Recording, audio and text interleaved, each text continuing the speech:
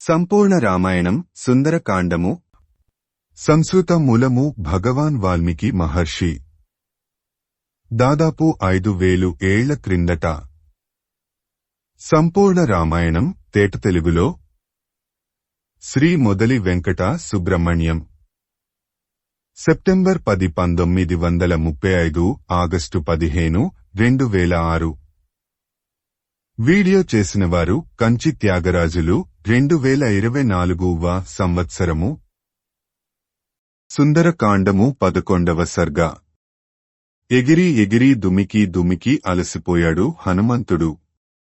ఒకచోట స్థిరంగా కూర్చున్నాడు. సీత కనపడింది అన్న ఆనందాన్ని పక్కనబెట్టి ఆలోచించసాగాడు. ఈమె నిజంగా సీతయేనా? ఈమె నిజంగా సీత అయి ఉంటే రాముడు దగ్గర లేకుండా ఇంత సుఖంగా, నిశ్చింతగా, ఆనందంగా నిద్రపోతుందా? రాముడు దగ్గర లేని సీత ఇన్ని ఆభరణములు ధరిస్తుందా? మద్యపానము చేస్తుందా? పరపురుషుడైన దేవేంద్రుని కూడా కన్నెత్తి చూడని సీత ఇలాగా రావణుని పక్కన నిద్రిస్తుందా? సందేహం లేదు, ఈమె సీత కాదు, మరొక స్త్రీ. ఈమె సీత కాకపోతే మరి సీత ఎక్కడ ఉంది? ఇలా పరిపరి విధాల ఆలోచించిన హనుమంతుడు మరలా సీత కోసం వెదకడం మొదలెట్టాడు. హనుమంతుడు మరొక పాన గుహమునకు వెళ్లాడు. అక్కడ కూడా అందమైన యువతులు మద్యపానంతో రతికేళితో సొక్కి సోలి ఒళ్ళు తెలియకుండా నిద్రపోతున్నారు. ఎక్కడబడితే అక్కడ వాలిపోయి నిద్రపోతున్నారు. అందరి వనితల మధ్య రావణుడు ఆడ ఏనుగుల గుంపు మధ్య ఉన్న మగ ఏనుగు మాదిరి ప్రకాశించాడు. హనుమంతుడు సీతను వెదుకుతూ పక్కనే ఉన్న పానభూమిని చూచాడు. అక్కడ రకరకాల ముగముల మాంసములు అందమైన పాత్రలలో పెట్టబడి ఉన్నాయి. లేళ్లు, దుప్పులు, అడవి దున్నలు, అడవి పందుల మాంసములు వేరు వేరుగా అమర్చబడి ఉన్నాయి. బంగారు పాత్రలలో ఉన్న నెమళ్లు, కోళ్ల మాంసములను తిన్నంత తిని మిగిలింది వదిలేశారు అక్కడ ఉన్న యువతులు. చక్కగా వండబడిన పంది మాంసము, గొర్రె మాంసము, లేడి మాంసము, రకరకాల పక్షుల మాంసములు అందమైన పాత్రలలో అమర్చబడి ఉన్నాయి. అంతేకాదు అక్కడ ఉన్న బంగారు పాత్రలలో రకరకాల భోజ్యములు, లేహ్యములు, చోష్యములు, భక్ష్యములు, లేళ్లు, దుప్పులు, మాంసములు అందంగా అమర్చబడి ఉన్నాయి. ఆ పదార్థములన్నీ తినగా తిని మిగిలినవి నేలమీద చెల్లాచెదరుడా చల్లబడి ఉన్నాయి. ఈ ఆహార పదార్థములతో పాటు రకరకాల మద్యములు, పానీయములు బంగారు పాత్రలలోనూ, వెండి పాత్రలలోనూ అమర్చబడి ఉన్నాయి. ఆ పాత్రలకు రత్నములు, మణులు పొదగబడి ఉన్నాయి. అలా అమర్చబడిన మద్యమును కొన్ని పాత్రలలో నుండి పూర్తిగా తాగేశారు. కొన్ని పాత్రలను అసలు ముట్టుకోలేదు. కొన్ని పాత్రలలో సగం సగం తాగగా మిగిలి ఉన్న మద్యము దొర్లిపోయి కారిపోతూ ఉంది. ఈ ప్రకారంగా చెల్లాచెదురుగా పడి ఉన్న మద్యపాత్రలను, భోజన పాత్రలను చూస్తూ హనుమంతుడు సీత కోసరం అణువు అణువునా గాలిస్తున్నాడు. అక్కడి నుండి మరొక చోటికి వెళ్లాడు హనుమంతుడు. అక్కడ అందమైన స్త్రీలు నిద్రిస్తున్నారు. వారికి ఒంటిమీద వస్త్రములు తొలగినట్టు కూడా తెలియడం లేదు. ఒకరి వస్త్రమును మరొకరు లాగుకుంటూ కప్పుకుంటూ నిద్రపోతున్నారు. వారు ఒంటికి పూసుకున్న చందనము వాసన, వారు సేవించిన మద్యము వాసన, వారు తిన్న మధురమైన పదార్థముల వాసన కలగలిపి ఒక రకమైన వింత వాసన వస్తూ ఉంది. ఆ వాసనలన్నీ ఆఘ్రాణిస్తూ హనుమంతుడు వారి మధ్య తిరుగుతూ సీత కోసరం వెదుకుతున్నాడు. రావణుని అంతఃపురములో ఉన్న స్త్రీలు రకరకాలైన రంగులలో ప్రకాశిస్తున్నారు. కొందరు బంగారు వర్ణములోను, కొందరు చామఛాయలోను, మరికొందరు నల్లగాను, మరికొందరు పచ్చని పసిమి ఛాయలోనూ ప్రకాశిస్తున్నారు. వారందరి ముఖములు వికసించిన పద్మముల మాదిరి ప్రకాశిస్తున్నాయి. ఇంతమంది సౌందర్యవతుల మధ్య హనుమంతునికి సీత కనపడలేదు. ఇప్పుడు హనుమంతునికి మరొక సందేహము పట్టుకుంది. తాను ఇప్పటిదాకా ఎంతో మంది యువతులను ఎన్నో చిత్ర విచిత్ర భంగమలలో చూచాడు. పరస్త్రీలను ఈ విధంగా చూడటం వలన తాను ధర్మం తప్పానా? పాపం చేశానా? అని సందేహం కలిగింది హనుమంతునికి. నేను ఇప్పటిదాకా పరస్త్రీలను కన్నెత్తి కూడా చూడలేదు. అటువంటిది ఇప్పుడు నిద్రపోతున్న పరాయి స్త్రీలను ఈ విధంగా వివిధ భంగామలలో చూచాను. అది కాకుండా పట్టి పట్టి పరీక్షగా చూచాను. అంగాంగములు చూచాను. మరి ఇది ధర్మద్రోహము కాదా అని తనలో తాను తర్కించుకున్నాడు. ఇంతలో హనుమంతునికి మరొక ఆలోచన వచ్చింది. నా అంతటా నేను స్వతహాగా పరాయి స్త్రీలను చూడలేదు కదా. కేవలం సీతను వెదికే ప్రక్రియలో భాగంగా చూచాను. అదీ కాకుండా వారిని చూచినప్పుడు నా మనసులో ఎలాంటి వికారము కలగలేదు. ఇంద్రియములు ఏ పని చేయాలన్నా మనసే కారణము. మనస్సులో సంకల్పించనిది ఇంద్రియములు ఏ పని చేయలేవు. నేను నా మనసులో ఈ స్త్రీల పట్ల ఎలాంటి వికారము సంకల్పించలేదు. కాబట్టి నాకు ఏ పాపము అంటదు. అదీ కాకుండా సీత ఒక స్త్రీ. సీతకోసరం స్త్రీల మధ్యలో వెదకాలి కాని పురుషుల మధ్యలో వెదకలేను కదా. కాబట్టి నేను స్త్రీలను చూడటం తప్పనిసరి. నా మనసు పరిశుద్ధంగా ఉన్నప్పుడు నేను ఎంతమంది స్త్రీలను చూచినా నాకు ఏ ధర్మహాని కలగదు అని తన మనసుసు సమాధానపరుచుకున్నాడు. మరలా సీతను వెదకడం మొదలెట్టాడు.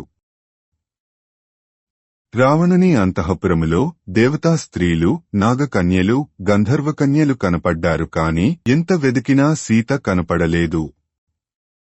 ఇంకా అక్కడ ఉండి ప్రయోజనము లేదని కొంచెం దూరంగా వెళ్లి ఒక చోట కూర్చుని ఆలోచించడం మొదలెట్టాడు హనుమంతుడు. సీత అంతఃపురములలో ఉండదు. విలాసవంతమైన అంతఃపురములో వెదకడం వృధా.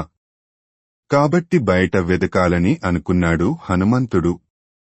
శ్రీమద్ రామాయణము సుందరకాండము 11వ సర్గ సంపూర్ణము. ఓం తత్సత్ ఓం తత్సత్ ఓం తత్సత్. సుందరకాండము 12వ సర్గ. హనుమంతుడు రావణుని అంతఃపురము నుండి బయటకు వచ్చాడు.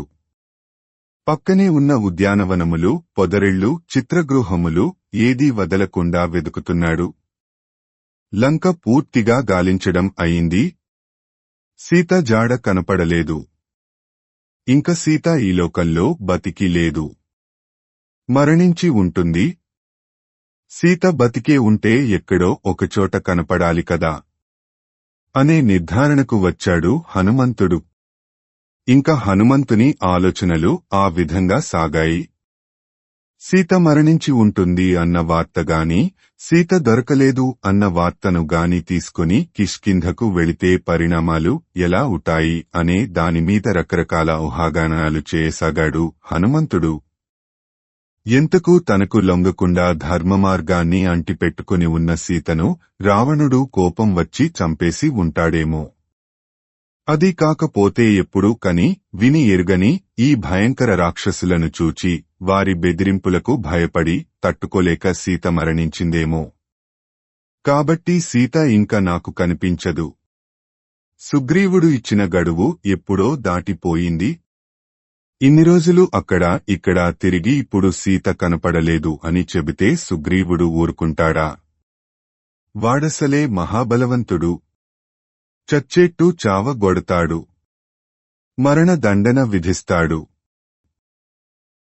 నేను మాత్రం ఊరికినే ఉన్నానా?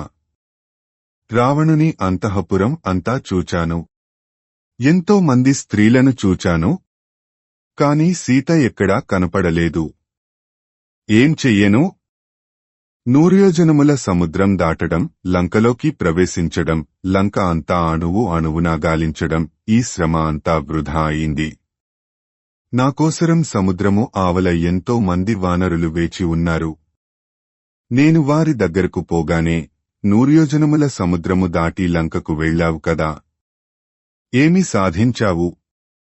సీత జాడ తెలుసుకున్నావా? ఏమైంది? సీత ఎక్కడుంది అని వాళ్ళు అడిగితే ఏమని సమాధానము చెప్పాలి? పోనీ వారి దగ్గరకు వెళ్లకుండా ఇక్కడే ఉంటే నాకోసరం ఎదురు చూచి వారు ప్రాయోపవేశం చేసి మరణిస్తారేమో. నేను ఏదో ఘనకార్యం చేసుకుని వస్తానని జాంబవంతుడు, అంగదుడు నాకోసం ఎదురు చూస్తుంటారు. వారికి ఏమని చెప్పాలి అని ఆవేదన చెందుతున్నాడు హనుమంతుడు. ఇంతలో హనుమంతునిలోని వివేకము మేల్కొంది. తనను తాను సంభాళించుకున్నాడు. ఏమిటిది? నేను ఇలా ఆలోచిస్తున్నాను. నాకు ఇంత నిర్వేదము పనికిరాదు. అన్ని అనర్థములకు హేతువు నిర్వేదము. నిర్వేదము లేకపోవడమే కార్యసిద్ధికి మూలము. మానవుడు తాను ఏమీ చేయలేను అనుకుంటే ఏమీ చేయలేడు. చేయగలను అనుకుంటే ఏమైనా చేయగలడు.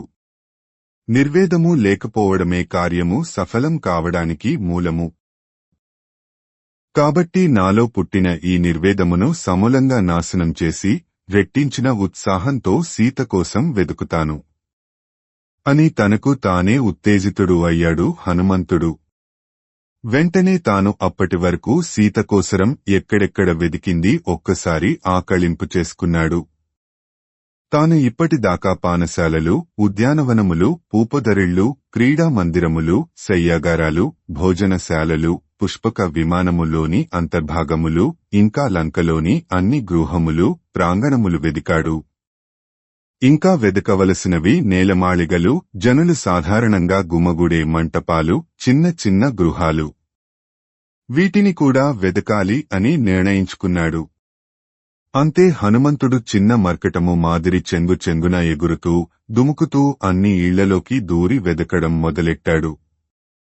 చిన్న, పెద్ద అని తేడా లేకుండా అన్ని గృహములను ఒక్కటి వదలకుండా, అంగుళము మేరకూడా వదలకుండా వెదికాడు. కాని సీత కనపడలేదు. ఇంకా మిగిలినవి బావులు, సరస్సులు, వీధులు. అక్కడ కూడా క్షుణ్ణంగా వెదికాడు హనుమంతుడు. సీత కనపడలేదు. ఎంతోమంది రాక్షస స్త్రీలు, ఇతర జాతుల స్త్రీలు కనపడ్డారు కాని సీత మాత్రం కనపడలేదు. ఇంక వెదకవలసిన స్థలాలు ఏవీ లేకపోవడంతో హనుమంతునిలో మరలా నిరుత్సాహము ఆవరించింది. తాను సముద్రాన్ని లంఘించడం, సీతను వెదకడం అన్నీ వృధా అయిపోయినాయి కదా అని ఆలోచిస్తున్నాడు హనుమంతుడు. శ్రీమద్రామాయణము సుందరకాండము 12వ సర్గ సంపూర్ణము. ఓం తత్సత్ ఓం తత్సత్ ఓం తత్సత్. సుందరకాండము 13వ సర్గ. హనుమంతుడు ఒక గృహము మీది నుండి మరొక గృహము మీదికి దుముకుతూ అన్ని గృహములు వెదికాడు. ఎక్కడా సీత జాడ కనపడలేదు.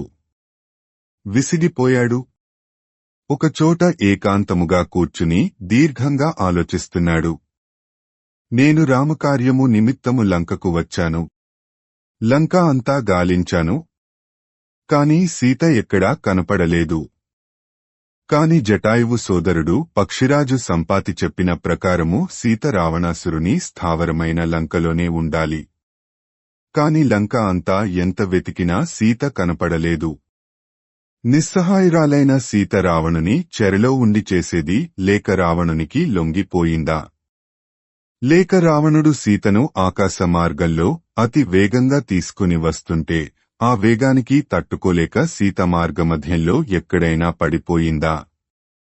రావణుడు సీతను సముద్రము మీదుగా తీసుకుని వచ్చి ఉండాలి. ఆకాశంలో వస్తున్నప్పుడు కింద ఉన్న అపారమైన జలరాశిని చూచి భయపడి సీత సముద్రంలో పడిపోయిందా? జలచరములకు ఆహారంగా మారిందా? అయోనిజ అయిన సీత, దుర్మార్గుడు, దుష్టుడు అయిన రావణుడు తనను తాకి, తనను పట్టుకొని, తన అంగాంగములు తాకుతూ తీసుకుని వస్తుంటే ఆ అవమానమును తట్టుకోలేక దారిలోనే ప్రాణములు విడిచిందా? అదీ కాకుండా రావణుడు సీతను తీసుకుని వస్తుంటే ఆమె పెనుగులాడితే ఆ పెనుగులాటలో జారి సముద్రంలో పడిపోయిందా? సీత ఎంత కాలానికి తనకు లొంగకపోతే రావణుడు విసుగు చెంది ఆమెను చంపించి భక్షించాడా?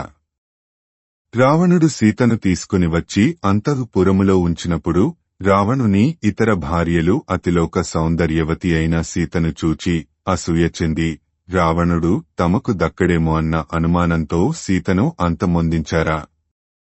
రావణుడు సీతను ఒంటరిగా బంధించి ఉంచినప్పుడు సీతారాముని తలచుకొని కృంగి కృశించి చివరకు మరణించినదా? లేక సీత రావణుని అంతఃపురములోనే ఎక్కడైనా ఉందా?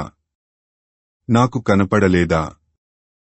అయినా నా వెర్రిగాని మహాపతివ్రత అయిన సీత రాముని తప్ప మరొకరిని కన్నెత్తి కూడా చూడని మహాసాధ్వి రావణునికి లొంగిపోతుందా? ఏది ఏమైనా సీత నాకు కనపడలేదు. సీత మరణించి ఉన్నా, లేక జీవించి ఉన్నా, లేక ఆత్మాహుతి చేసుకున్నా, ఎవరికీ కనపడకుండా పోయినా ఈ విషయం రామునికి తెలియచేయడం మంచిది కాదు. అలాగని సీత గురించి రామునికి చెప్పకుండా ఎంతకాలము దాచగలము? సీత గురించి రామునికి తెలిసినా దోషమే, తెలియకపోయినా దోషమే. ఇప్పుడు నేను ఏం చెయ్యాలి? నాకేది మార్గము? అంతా అగమ్యగోచరంగా ఉంది. సముద్రమును దాటాను, లంకకు వచ్చాను అనుకుంటే రామకార్యము అంతా రసాభాస అయింది అని హనుమంతుడు పరిపరి విధాలా ఆలోచిస్తున్నాడు. కాని ఆయన ఆలోచనలు ఒక కొలిక్కి రావడం లేదు. మరలా హనుమంతుని ఆలోచన ప్రవాహం సాగిపోయింది. ఇప్పుడు నేను ఏమి సాధించానని కిష్కింధకు తిరిగి వెళ్ళాలి? సముద్రము దాటడం, లంకకు రావడం, లంక అంతా వెదకడం అంతా వృధా అయింది కదా. ఒకవేళ నేను కిష్కింధకు వెళితే సీత జాడ తెలిసిందా అని అడిగితే రామలక్ష్మణులకు సుగ్రీవునికి ఏమీ సమాధానము చెప్పాలి? నేను రాముని ముందు నిలబడి సీత కనపడలేదు అని ఒక మాట చెబితే రాముడు కుప్పకూలిపోతాడు, సీతా వియోగబాధతో మరణిస్తాడు. సీత కనపడలేదు అన్న మాట కన్నా రాముని దృష్టిలో మరొక పరుషమైన మాట ఉండదు. రాముడు మరణించడం చూచిన లక్ష్మణుడు కూడా ప్రాణత్యాగము చేస్తాడు. రాముడు, లక్ష్మణుడు మరణించారు అన్న వార్త అయోధ్యకు చేరగానే భరతుడు కూడా మరణిస్తాడు. సోదరుల మరణవార్త విన్న శత్రుఘ్నుడు కూడా మరణించడం తథ్యము. లేక కలిగిన వాళ్లు, పుత్రకామేష్టి యాగఫలంగా జన్మించిన కుమారులు మరణించగానే కౌసల్య, కైకేయి, సుమిత్రల మేనిలో ప్రాణములు నిలువవు. తనకు మిత్రుడు, తనకు సాయం చేసినవాడు అయిన రాముడు మరణించగానే సుగ్రీవుడు కూడా మరణిస్తాడు. సుగ్రీవుని మరణం చూచి సుగ్రీవుని భార్య రుమ కూడా భర్తను అనుసరిస్తుంది. అసలే భర్త వాలిని కోల్పోయి సుగ్రీవుని పంచన చేరిన తార, సుగ్రీవుడు కూడా మరణించగానే తాను కూడా మరణిస్తుంది. తండ్రి వాలి, తల్లి తార, పిన తండ్రి సుగ్రీవుడు, పెనతల్లి రుమ చనిపోగానే గుండె పగిలి అంగదుడు కూడా మరణిస్తాడు. కిష్కింధ అనాథ అయిపోతుంది. తమ ఆలన పాలన చూచే నాథుడు లేక వానరులు అందరూ ప్రాణత్యాగము చేసుకుంటారు. ఇదంతా నేను కిష్కింధకు వెళ్లి సీత కనపడలేదు అన్న ఒక్క మాట చెప్పినందువల్ల సంభవిస్తుంది. అటు రాముని వంశము, ఇటు సుగ్రీవుని వంశము అంతరిస్తుంది. కాబట్టి నేను కిష్కింధకు వెళ్ళను. సీత జాడ తెలియకుండా నేను సుగ్రీవుని వద్దకు వెళ్లడం వృధా. నేను తిరిగి కిష్కింధకు వెళ్లకుండా ఉంటే ఎప్పటికైనా హనుమంతుడు వస్తాడు, సీత గురించి వార్త తెస్తాడు అనే ఆశతో రామలక్ష్మణులు, సుగ్రీవుడు, వానరులు జీవించి ఉంటారు. నేను మాత్రము ఇక్కడే ఉండి ఇక్కడ ఉన్న కాయలు పండ్లు తింటూ వానప్రస్థ జీవనము గడుపుతాను. కాలగతిన మూతి చెందుతాను. లేదా చితి పేర్చుకొని అందులో దూకుతాను. లేక సముద్రము ఒడ్డున ప్రాయోపవేశము చేస్తాను. నా శరీరాన్ని పక్షులు, మూగములు తింటాయి. ఇంతకన్నా నాకు మరొక మార్గము కనిపించడం లేదు. నేను ఇంతకాలము సంపాదించుకున్న పేరు, ప్రతిష్ట, రామకార్యము సాధించలేకపోవడం వలన భగ్నమైపోయాయి అని హనుమంతుడు శోకిస్తున్నాడు. హనుమంతునికి ఏమి చెయ్యాలో తోచడం లేదు. మితిమీరిన దుఃఖంతో హనుమంతుని ఆలోచనా శక్తి నశించింది. కోపం ఎక్కువ అయింది. ఆ కోపంలో ఇలా అనుకున్నాడు, దీనికంతటికీ మూల కారణము ఈ దుష్టుడైన రావణుడు. ముందు వీడిని చంపితేగాని నా కసి తీరదు. లేకపోతే వీడిని పట్టుకుని పశువును కట్టినట్టు కట్టి రాముని ముందు పడవేస్తాను. వీడి సంగతి రాముడే చూచుకుంటాడు అని అనుకున్నాడు హనుమంతుడు. మరలా హనుమంతుని ఆలోచనలు మొదటికి వచ్చాయి. లాభం లేదు. సీత కనిపించే వరకు లంకను మాటి మాటికి వెదుకుతాను. ఎన్నిసార్లు అయినా వెదుకుతాను. సీత లంకలోనే ఉందని సంపాతి చెప్పాడు. సంపాతి చెప్పాడు కదా అని రాముని వద్దకు పోయి రాముని ఇక్కడకు తీసుకుని వస్తే ఇక్కడ తన భార్య సీత కనపడకపోతే రాముడు వానరులందరినీ వరసబెట్టి చంపుతాడు. కాబట్టి లంకను వదలకూడదు. వెదకాలి. వెదికి తీరాలి. నేను తగుదునమ్మా అంటూ కిష్కిందకు పోయి అందరి మరణానికి కారణం అయ్యే బదులు ఇక్కడే ఉండి వెదుకుతూ ఉంటే ఎప్పటికైనా సీత జాడ తెలియకపోదు. సీత జాడ తెలిసిన తరువాతనే కిష్కింధకు వెళతాను అని తనలో తాను అనుకుంటూ తల ఎత్తి చూచాడు హనుమంతుడు. ఎదురుగా అశోక వనము కనిపించింది. దాని వంక చూచాడు హనుమంతుడు. ఇదేమిటి? లంక అంతా వెతికాను. ఇక్కడ వెతికినట్టు లేదే. ఇక్కడ కూడా వెతికితే ఒక పని అయిపోతుంది కదా అని అనుకున్నాడు. వెంటనే సమస్త దేవతలకు, ఆదిత్యులకు, రుద్రులకు, అశ్వినీ దేవతలకు, మరుత్తులకు నమస్కారం చేశాడు. ఈ అశోక వనములో సీత కనపడాలి. నేను సీతను రాముని వద్దకు చేర్చాలి. దానికి మీ సాయం కావాలి అని అందరినీ ప్రార్థించాడు. జై శ్రీరామ్ అంటూ పైకి లేచాడు. రాముడికి సీతకు మనసులోనే నమస్కరించాడు. అశోక వనము వైపు వెళ్లాడు. అశోక వనము ముందు నిలబడ్డాడు. ఇదివరకు మాదిరి ఎక్కడంటే అక్కడ వెదకకుండా ఒక పద్ధతి ప్రకారం వెదకాలని నిర్ణయించుకున్నాడు. ఎక్కడెక్కడ రక్షక భటులున్నారో తెలుసుకున్నాడు. వారికి కనపడకుండా చిన్ని వానరంగా మారాడు. మరలా మరొకసారి సమస్త దేవతలకు, రుద్రునికి, బ్రహ్మకు, దేవేంద్రునికి, సూర్యచంద్రులకు నమస్కరించాడు. సకలభూతములకు అధిపతి అయిన మహేశ్వరునికి కార్యసిద్ధి కలిగించమని మనసారా మొక్కాడు. అశోకవనంలో ప్రవేశించాడు హనుమంతుడు.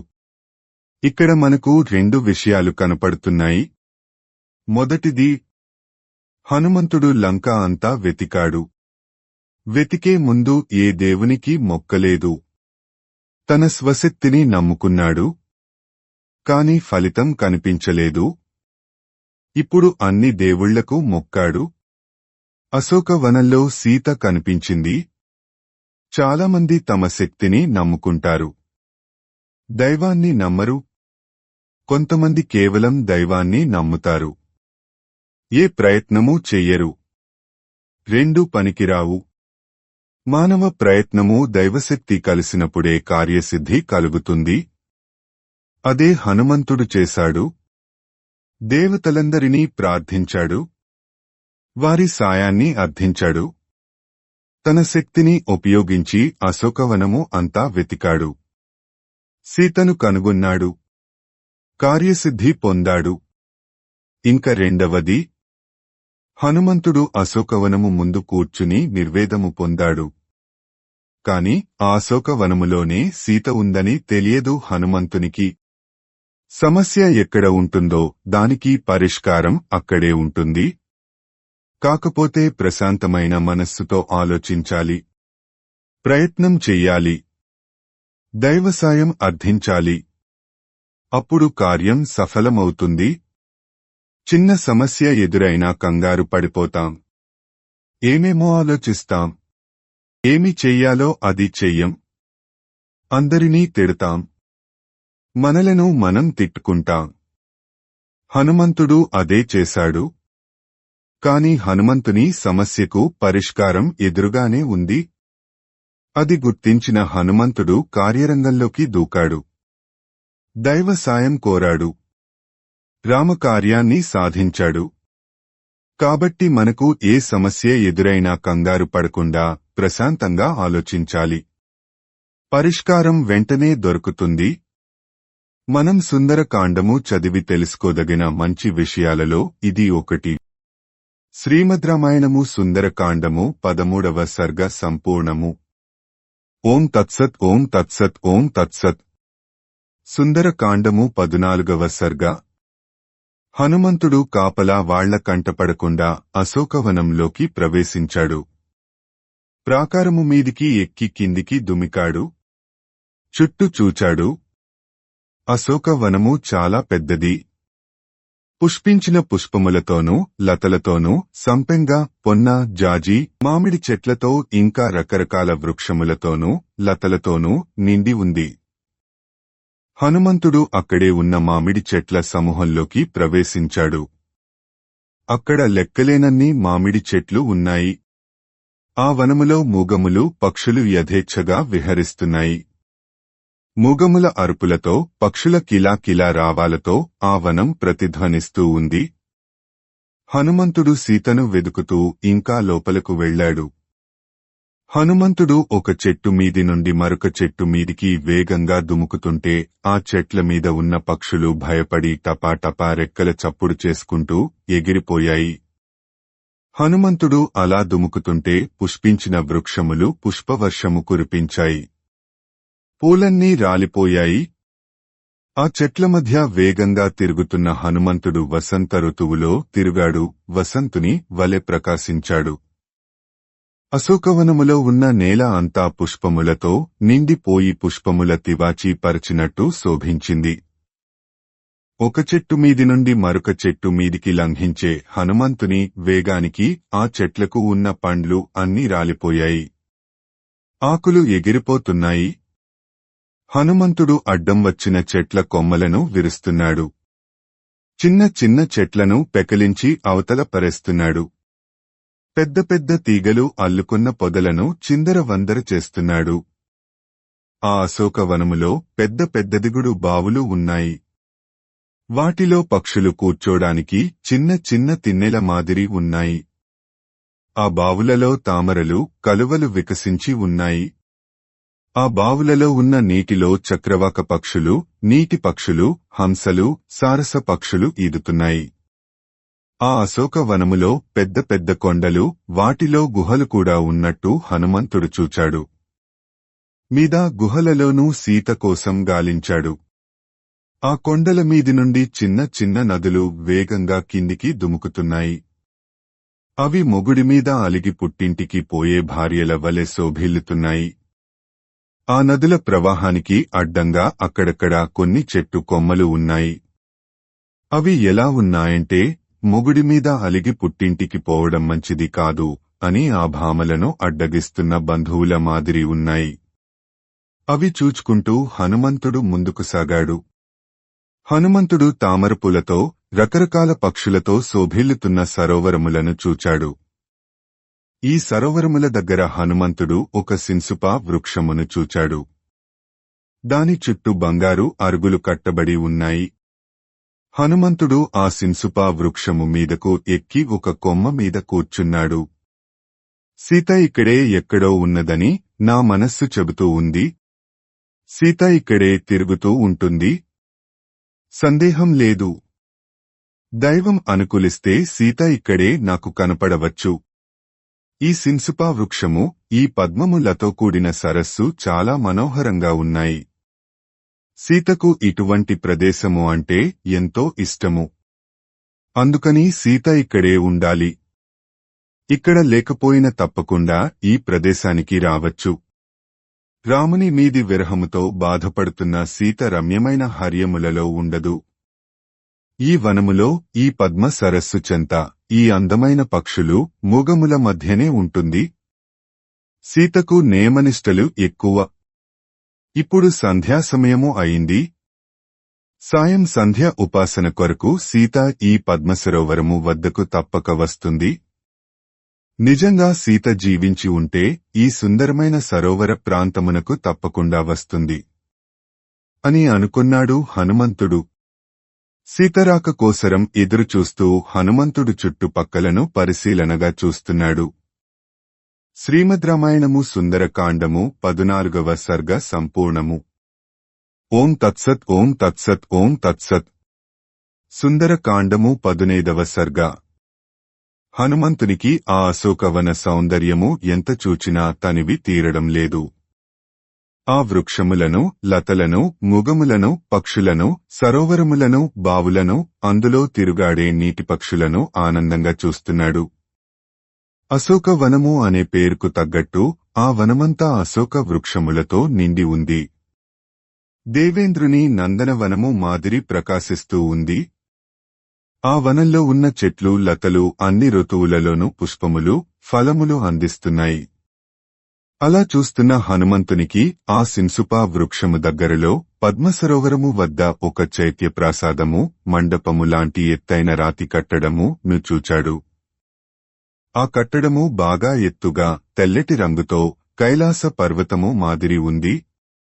ఆ కట్టడము దగ్గర రాక్షస స్త్రీల మధ్యలో మాసిపోయిన వస్త్రములు ధరించిన ఒక ఉత్తమ జాతి స్త్రీ కనపడింది. సరిగా ఆహారము తినకపోవడం వలన ఆమె బాగా చిక్కిపోయి ఉంది. ఆమె శరీరం చిక్కిపోయినను ఆమె దివ్యమైన తేజస్సుతో ప్రకాశిస్తూ ఉంది. మాసిపోయిన వస్త్రమును కట్టుకున్న ఆమె బురదలో ఉన్న పద్మంలాగా ప్రకాశిస్తూ ఉంది. ఆమె దిగులుతో తల వంచుకొని కూర్చుని ఉంది. ఏమేమో ఆలోచిస్తూ ఉంది. ఆమె చుట్టూ రాక్షస స్త్రీలు ఉన్నారు. తన వాళ్ల నుండి తప్పిపోయిన లేడిపిల్ల తోడేళ్ల గుంపు మధ్య ఉంటే ఎలా ఉంటుందో ఆ రాక్షస స్త్రీల మధ్య ఆమె తలవంచుకొని కూర్చుని ఉంది. హనుమంతుడు ఆమెను చూచాడు. ఆమె సీత కావచ్చు అని అనుకున్నాడు. ఆమె అందము, కూర్చున్న తీరు, ఆమె ముఖంలో గూడుకట్టుకున్న విషాదము, ఒక తాపసి వలె ఆమె కూర్చొనడం చూస్తుంటే ఆమె సీతయే అని హనుమంతుని మనస్సు చెబుతూ ఉంది. పొగతో కప్పబడిన అగ్నిజ్వాల మాదిరి ఆమె ప్రకాశిస్తూ ఉంది. ప్రతిరోజూ స్నానాదికములు చేయకపోవడం వల్ల ఆమె శరీరం మలినంగా ఉంది. నిరంతరము కన్నీళ్లు కార్చడం వలన ఆమె చెక్కేళ్ల మీద కన్నీటి చారికలు కనపడుతున్నాయి. మేఘములతో కప్పబడిన సూర్యుని వలె ఆమె ప్రకాశిస్తూ ఉంది.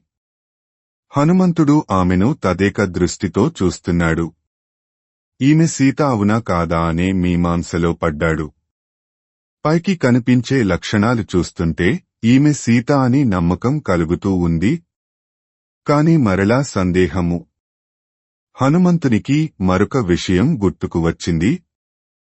రాముడు తమను కలిసినప్పుడు ఆకాశం నుండి తమ మధ్య పడిన ఆభరణముల మూటను రామునికి చూపినప్పుడు రాముడు సీత అపహరింపబడిన రోజున ధరించిన ఆభరణముల గురించి వివరంగా చెప్పాడు.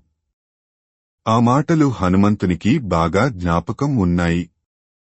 రాముడు ఏ ఆభరణములు సీత ఒంటిమీద ఉన్నాయని చెప్పాడో అవే ఆభరణములు ఇప్పుడు కూడా సీత ఒంటిమీద ఉన్నాయి. కాని సంస్కారము లేకపోవడం వలన మట్టి కొట్టుకుని పోయి ఉన్నాయి.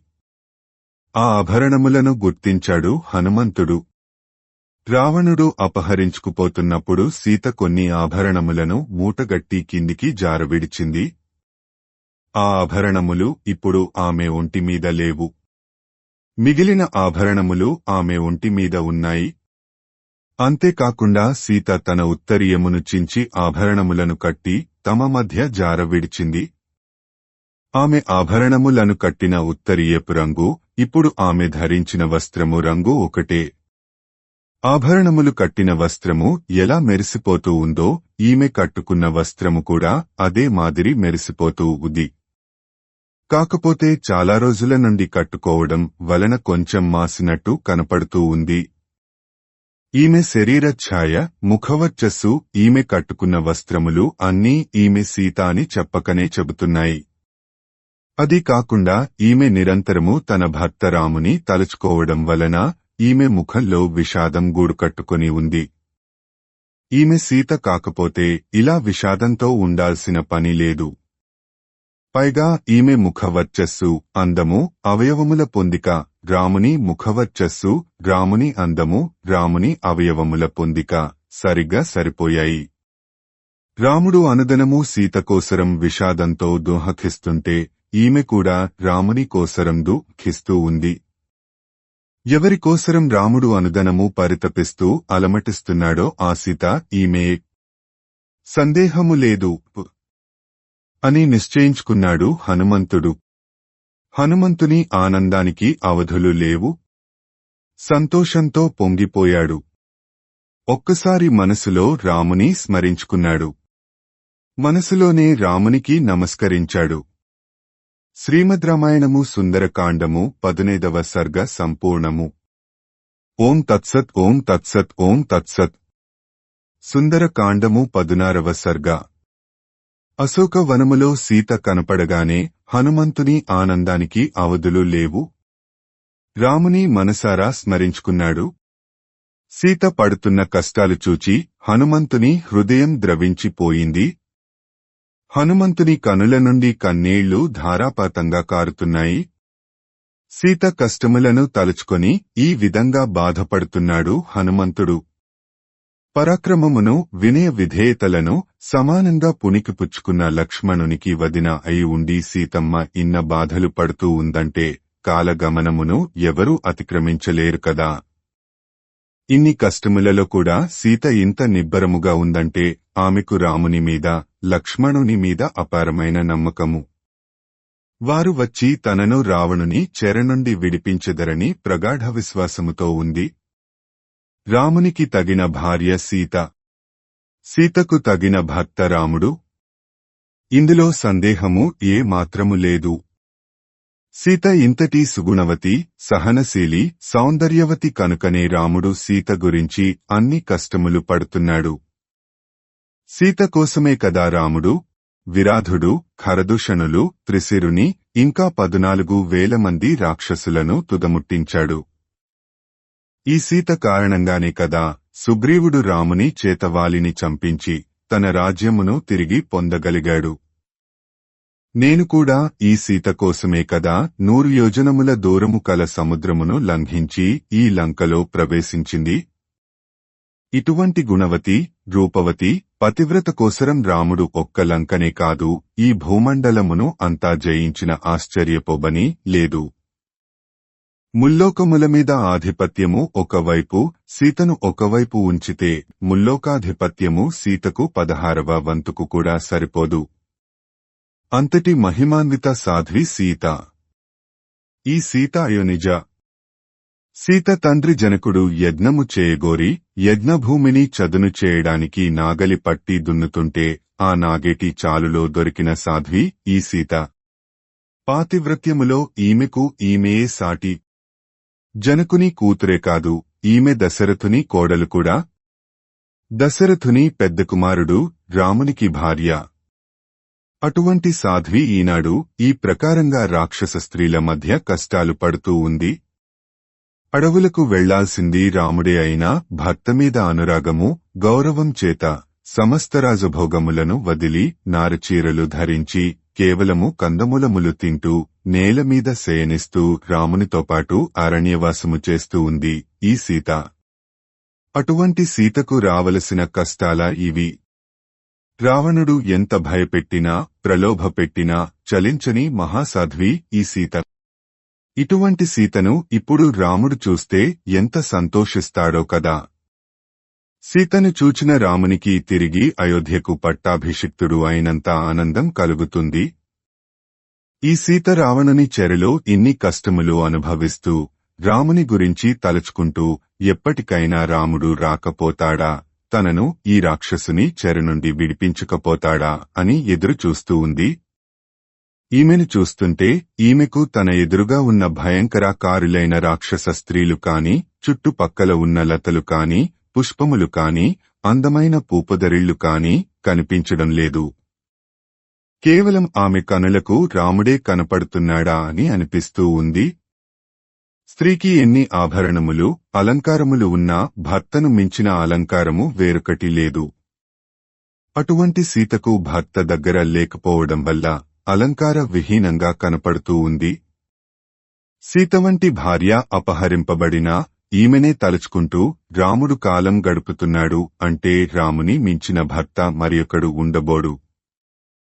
ఎటువంటి సంబంధమూ లేని నాకే ఈమెను చూస్తే మనసు ద్రవించిపోతూ ఉంటే ఇంకా ఈమెను భార్యగా పొంది అకారణంగా ఈమెను పోగొట్టుకున్న రాముని సంగతి వేరే చెప్పాలా? అరణ్యవాస సమయంలో ఈ సీతను రామలక్ష్మణులు కంటికి రెప్పలా కాపాడేవారు.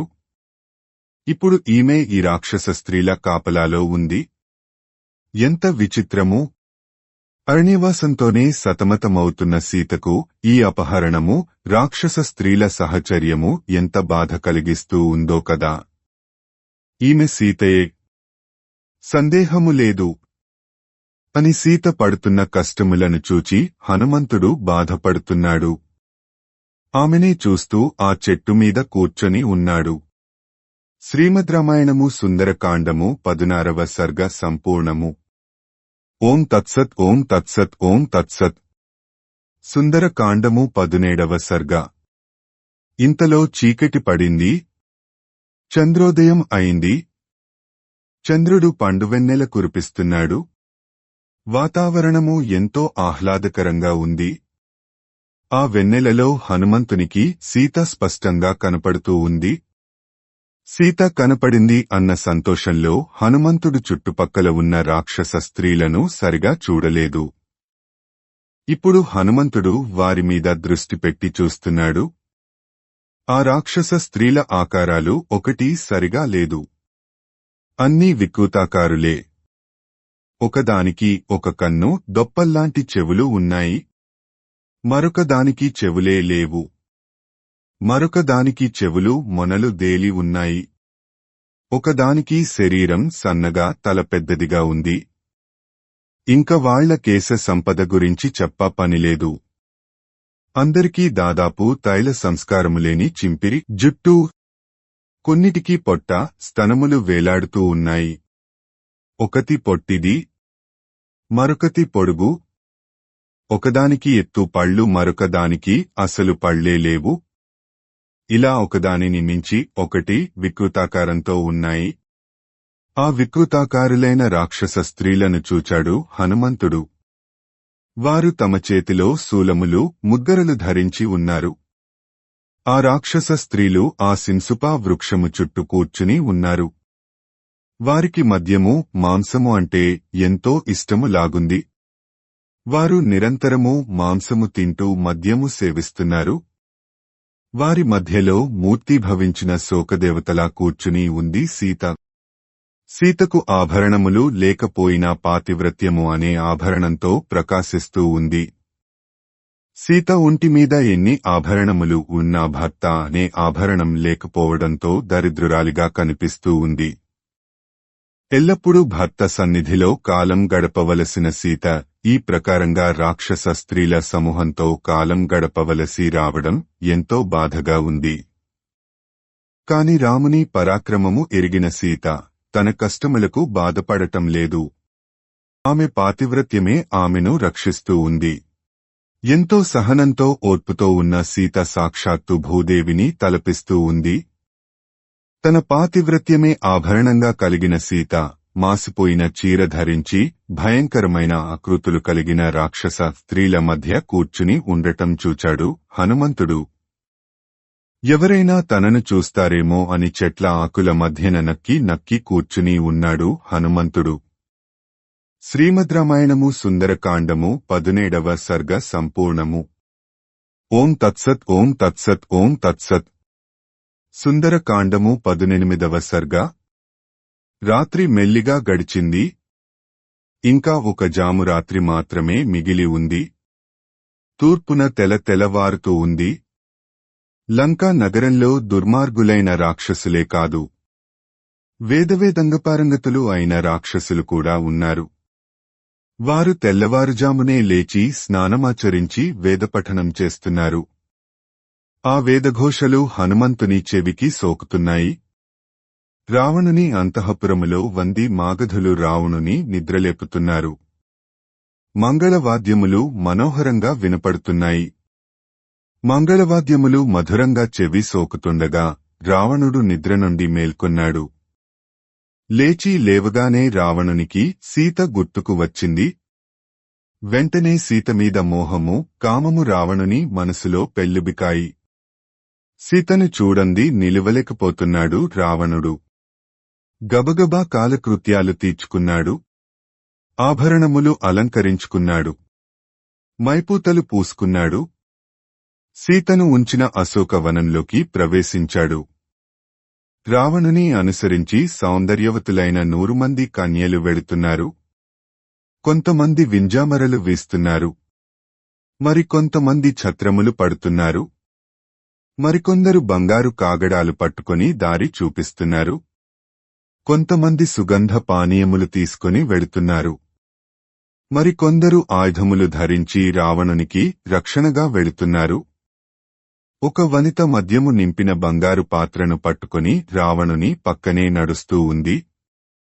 వారి వెనుక రావణుడు అపహరించుకువచ్చిన ఉత్తమజాతి స్త్రీలు నడుస్తున్నారు. వారి వెనుక రావణుని భార్యలు కొంతమంది రావణుని మీద గౌరవంతో కాని, రావణుని మీద కోరికతో కాని, కామంతో కాని ఆయన వెంట వెళుతున్నారు. వారందరికీ నిద్రమత్తు, రాత్రి తాగిన మద్యము మత్తు వదలలేదు. తూలుతూ నడుస్తున్నారు. వారి జుట్టు వీడిపోయింది. పూలమాలలు వాడిపోయాయి. ఆభరణములు చెదిరిపోయాయి. అటువంటి స్త్రీలు అనుసరించి రాగా రావణుడు సీత మీద కోరికతో ఆమెను పొందవలెననే గాఢమైన కాంక్షతో సీత ఉన్న అశోకవనానికి వెళుతున్నాడు. రావణుడు తన పరివారముతో అశోకవనము ద్వారమును సమీపించాడు. హనుమంతుడు రావణుని ద్వారం దగ్గర ఉండగానే చూచాడు. రావణుని మొహంలో కామము, దర్పము, మదము స్పష్టంగా కనపడుతూ ఉంది. హనుమంతుడు ఆకుల సందులలో నుండి రావణుని నిశితంగా పరిశీలిస్తున్నాడు. హనుమంతుడు రావణుని వెంట నడుస్తున్న ఉత్తమ జాతి స్త్రీలను కూడా పరిశీలనగా చూచాడు. రాత్రి తాగిన మత్తు ఇంకా దిగని, ఒంటినిండా ఆభరణములను ధరించిన ఉత్తమ జాతి స్త్రీలు వెంటరాగా విశ్రవసు పుత్రుడైన రాక్షసరాజు రావణుని చూచాడు హనుమంతుడు. రావణుని తేజస్సు చూచి హనుమంతుడు ఆశ్చర్యపోయాడు. రావణుడు సరిగా కనిపించడం లేదని ఒక కొమ్మ మీది నుండి మరొక కొమ్మ మీదికి దూకుతూ రావణుని పరిశీలనగా చూస్తున్నాడు హనుమంతుడు. ఎప్పుడెప్పుడు సీతను చూద్దామా అనే ఆతురతతో రావణుడు గబగబా సీత ఉన్న చోటికి వస్తున్నాడు. శ్రీమద్ రామాయణము సుందరకాండము 18వ సర్గ సంపూర్ణము. ఓం తత్సత్ ఓం తత్సత్ ఓం తత్సత్. సుందరకాండము 19వ సర్గ. తెల్లవారుజామున అట్టహాసంగా పరిజనులతో కూడా బయలుదేరిన రావణుడు సీత ఉన్న అశోకవనమునకు వచ్చాడు. ఆ సమయంలో వచ్చిన రాక్షసరాజు రావణుని చూచి సీత మనసు తల్లడిల్లిపోయింది. ఆమె లేత చిగురాకులా వణికిపోయింది. సీత తన అవయవములను దగ్గరగా చేర్చుకొని ముడుచుకొని కూర్చుంది. రాక్షస స్త్రీల మధ్య కూర్చుని ఉన్న సీతను చూచాడు రావణుడు. మనసులో రాముని తప్ప మరొకరిని తలంపని సీతను చూచాడు రావణుడు. సీత శరీరం లంకలో ఉన్న మనసు మాత్రం రాముని వద్దనే ఉన్న సీతను చూచాడు రావణుడు. మంత్రతంత్రములతో కట్టబడిన మహాసర్పము వలె ఉన్న సీతను చూచాడు రావణుడు. నివురు గప్పిన నిప్పులా శోకముతో కప్పబడిన అగ్నిజ్వాలలాంటి సీతను చూచాడు రావణుడు. రాముని కోసరం పరితపిస్తూ కేశసంస్కారము లేక మాసిన బట్టలతో కూర్చుని ఉన్న సీతను చూచాడు రావణుడు. నిత్య ఉపవాసములతోనూ రాముని గురించిన ఆలోచనలతోనూ రావణుని వలన భయంతోనూ మనసులో కేవలము రాముని ధ్యానిస్తూ కృశించిన శరీరంతో ఉన్న సీతను చూచాడు రావణుడు. తన మనసులో రాముడు ఎప్పుడు వచ్చి రావణుని చంపుతాడా, తనను రావణ చెర నుండి విడిపిస్తాడా అని నిరంతరము కోరుకుంటున్న సీతను చూచాడు రావణుడు. ఆ సమయంలో వచ్చిన రావణుని చూచి సీత విలపిస్తూ ఉంది. శ్రీమద్ రామాయణము సుందరకాండము 19వ సర్గ సంపూర్ణము. ఓం తత్సత్ ఓం తత్సత్ ఓం తత్సత్. సుందరకాండము 20వ సర్గ. రాక్షస స్త్రీల మధ్య మూర్తిభవించిన శోకదేవత వలె కూర్చుని ఉన్న సీతను చూచాడు రావణుడు. రావణుడు సీత దగ్గరగా వచ్చాడు. సీతను చూచి అనునయంగా ఇలా అన్నాడు. ఓ సీత, నన్ను చూచి ఎందుకు భయపడి అలా ముడుచుకొని కూర్చుంటావు? నేనంటే నీకు ఎందుకు భయము? నేను కేవలము నిన్ను కోరుకుంటున్నాను. నువ్వు అంటే నాకు ఎంతో ఇష్టం. నేను నీ నుండి ప్రేమను ఆశిస్తున్నాను. నా మనోహారిణి, నన్ను కరుణించు. ఇక్కడ ఎవరిని చూచి భయపడుతున్నావు? ఇక్కడ మనుషులు ఎవరూ లేరే.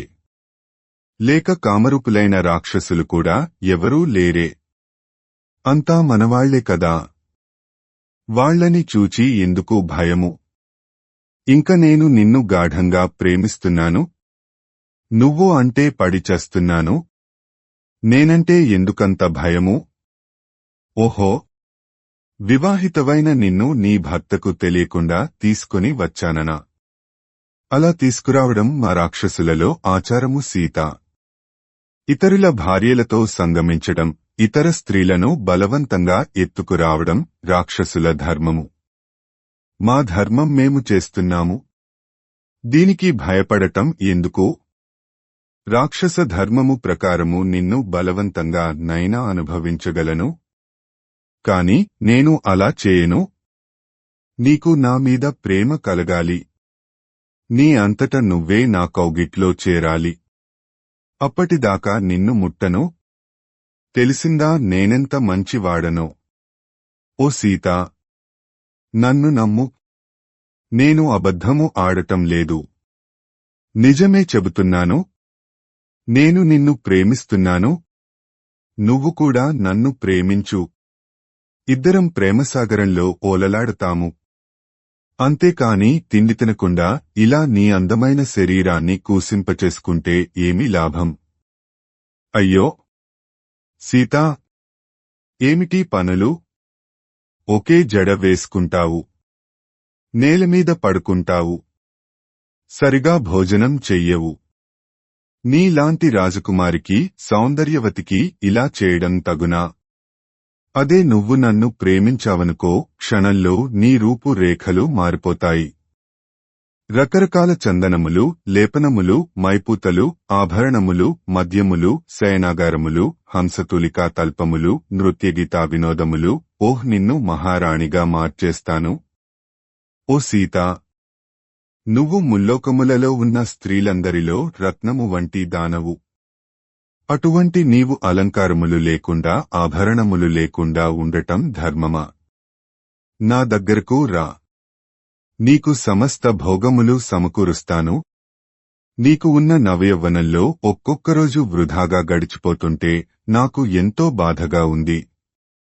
యవ్వనం ఉండేది అనుభవించడానికే కదా. మరి అటువంటి యౌవనాన్ని ఎందుకు వృధా చేసుకుంటావు? ప్రవహిస్తున్న నీరు తిరిగి రానట్టు గతించిన యవ్వనం తిరిగి రాదు కదా. ఓ సీతా, నీకో విషయం తెలుసా? బ్రహ్మదేవుడు అందమైన సౌందర్యవతులను సృష్టిస్తూ నిన్ను అతిలోక సౌందర్యవతిగా సృష్టించి తరువాత సృష్టిని ఆపివేసినట్టున్నాడు. అందుకనే నీలాంటి సౌందర్యవతి ముల్లోకములలో లేదు. అంతెందుకు, ఆ బ్రహ్మదేవుడు నిన్ను సృష్టించి భూలోకంలో పడేశాడు కాబట్టి సరిపోయింది. లేకపోతే రూపయవ్వనములతో ప్రకాశిస్తున్న నిన్ను చూసి ఇప్పుడు ఆ బ్రహ్మదేవుడు కూడా నిన్ను వదిలిపెట్టడు. ఇంక నేనెంత? సీతా, నీ ప్రతి అవయవములో సౌందర్యం తొణికిసలాడుతూ ఉంటుంది. నీలో ఏ అవయవానికి ఆ అవయవమే అందంగా కనిపిస్తుంది. నీ శరీరంలో ఏ అవయవాన్ని చూచినా నా చూపు అక్కడే నిలిచిపోతుంది. అంత అందంగా ఉంటావు నువ్వు. కాబట్టి ఈ మూర్ఖత్వాన్ని విడిచిపెట్టు. జీవితాన్ని సుఖమయం చేసుకో. నన్ను వరించు. నాకు భార్యవు కా. నేను ఎన్నో దేశాల నుండి ఎందరో రాకుమార్తెలను తీసుకుని వచ్చి నా అంతఃపురంలో ఉంచాను. నీకు వారందరూ సేవలు చేస్తారు. వారందరికీ నిన్ను యజమానురాలిని చేస్తాను. నిన్ను నా పట్టమహిషిగా చేసుకుంటాను. నేను, నా లంకా రాజ్యము, నా సంపదలు అన్నీ నీ అధీనములు. అంతెందుకు, ఈ భూమి సమస్తమును జయించి నీకు కాని, నీ తండ్రి జనకునకు గాని ఇస్తాను. ఓ సీతా, ఈ లోకంలో నన్ను ఎదిరించి నిలబడగలిగిన వీరుడు ఎవడూ లేడు. నేను అజేయుడను. నేను ఎన్నోసార్లు దేవతల మీద, దానవుల మీద దండెత్తి వారిని జయించాను. వారి రాజ్యములను స్వాధీనపరుచుకున్నాను. ఇప్పటికీ వారెవరూ నన్ను కన్నెత్తి కూడా చూడలేరు. ఇంతటి పరాక్రమవంతుడనైన నేను నీకోసం ప్రాధేయపడుతున్నాను. నా మీద దయచూపు. నన్ను కరుణించు.